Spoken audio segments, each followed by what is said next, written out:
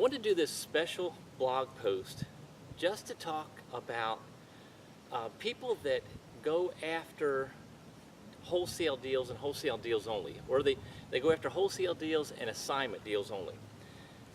There's nothing wrong with those types of deals, but you only do a few of those. You shouldn't be trying to do a bunch of those, and that's all that you do, because when you do a wholesale deal, what kind of income is coming in after the deal is done? And the answer is nothing. The goose that laid the golden egg is dead, and it probably never laid a golden egg to begin with for you. So I'm not telling you that I don't do wholesale deals, because every once in a great while I might do one or two. Generally, I'd rather do an assignment, because if I do a wholesale deal, I already know what to do with the property. So I'm way ahead of just hand it over to someone else who might hand it over to another person who then might hand it over to an end buyer. Well, I already have end buyers built. I already know what to do with the property. I know how to make way more off of it in the very beginning than what I could possibly make off of just wholesaling it, so that someone else can make a little bit off of it, so then that someone else can get the property for maybe a decent price. So you agree with that? So the bottom line is, these two pictures right here, I want you to look at them. I want you to pay attention to them, because they're on the same exact street. They're similar properties. Yes, one of them is a little bit smaller than the other. One is a 3-bedroom that can be a 4-bedroom, and the other one is a 5-bedroom. None of that makes a darn bit of difference in this economy if you know what I know. Now, the bottom line is, one, I assigned, and I made 20 grand off of it. And that's okay. I don't mind doing that every now and then, and it helped the buyer out that was buying it, who had a traumatic thing happen to her.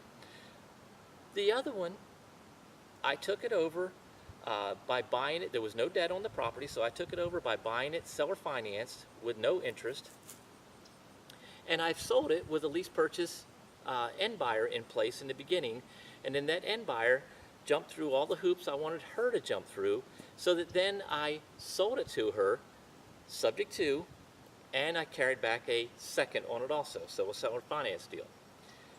Now, if I'm going to talk about wholesaling, it's similar to the assignment, where usually we don't even make that much if we decided to, for whatever crazy reason, do a wholesale deal.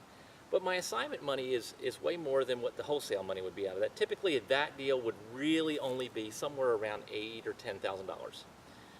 But I assigned it and only made 20 grand. Well, what did it cost me? 10 bucks. So that's not that big of a deal. However, the goose that laid the golden egg is dead. I can't do anything else with that. I can't make any other money off of it unless the buyer comes back to me, which I've had happen several times, where buyers have come back and said, you know what, we want to buy another property now. Can we sell this one or sign it back over to you or whatever? And that's okay. But typically, if that buyer really understands what to do, they can make money off of it instead of handing it back over to me and then me going and making money again off of it. So if I stay in the deal like the other property, then I get to keep making money off of it. So I forget what the exact numbers are. I think it's like 20,000 versus 71,000. And that 71,000 is money that I've made thus far on that deal. I'll continue making money off it. I make $850 a month profit off of it. So the bottom line is, I don't want to wholesale 99.9% of my deals. If I ever decide to wholesale, it's because I'm doing a tremendous favor for someone else. But when we stay in it, we take great care to take care of the seller, the end buyer. If there's more than one end buyer, we keep the property under control. They're responsible for all the maintenance, upkeep, taxes, insurance, and the principal and interest payments, the whole 9 yards. And yet I still maintain control, so that in the event that someone does something wrong, I can easily step in, take back control of the property, and do it again and go cha-ching all over again. Now, am I going cha-ching because I did something wrong? No. Am I going cha-ching because I'm taking advantage of someone? No. The only reason I'm going to cha-ching again on it is if they have backed out or gone back on what their word is. If they don't go back on their word, they're staying in there. I made plenty of money off of it, and I'm happy for them. But if they don't do the right thing, if they don't stay with it, I don't want to lose in that deal like most people do. Now, I know you're not going to be that person because now you're starting to see an entirely different part of real estate investing that's a whole lot easier, has no risk, maybe a $10 risk, and it's way more profitable. So I'm trying to get you to realize that when you take the two, you put them side by side, they're on the same exact street. I mean, they're less than, I don't know how many houses apart they are. It might be an eighth of a mile or a quarter of a mile difference on the same road. Maybe 25 houses or so away. Maybe not even that much. I don't know. But they're on the same road in the same development, same kind of house. They're both double wide mobile homes.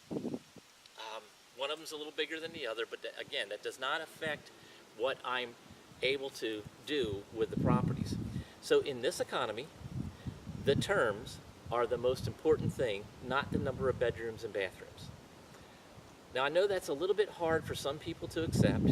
I know that people want to go, well, listen, I got to put this under contract, and then I got to try to find an end buyer who's either got cash to buy it, no, or has got to I've got to find an end buyer who already qualifies for a loan to go get this cashed out. No, you don't have to do that.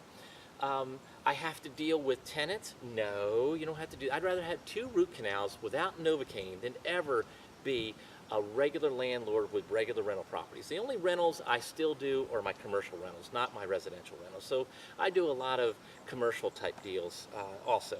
But that's not the level that I'm talking to you at right now. I'm talking to you at the beginner, basic, or restarting, or if you already have been doing a lot of deals, but you have no foundation under your business to where you can't do deals regularly, whether you don't need any of your money, your credit, or a lender of any type, not a private money lender, not a hard money lender, and how to have your property sold before you commit to it. If you don't have that system in place, then you're just getting started. I don't care if you've done 1,000 deals, you're just getting started. But when you can do that at the very basic level, then you have built a solid foundation under your real estate investing business that will not fail you no matter what the economy does. The worse the economy gets, the harder it is for banks to write checks, the more powerful just that one simple little technique is for us to be able to do. So I guess this is a small horse here, I guess. I think this cat thinks that he's a horse. But anyway, so I just want you to see the difference. There's 2 side by side. I can't get it any better than that unless they were right next door to each other, but I think that's close enough to see the difference in what happens if you try to wholesale versus some of my other techniques. All right, I'm Joe McNamee. I hope you've enjoyed this. Make sure you take a look at the rest of my blogs to get a much better picture of what's really going on in my real estate business.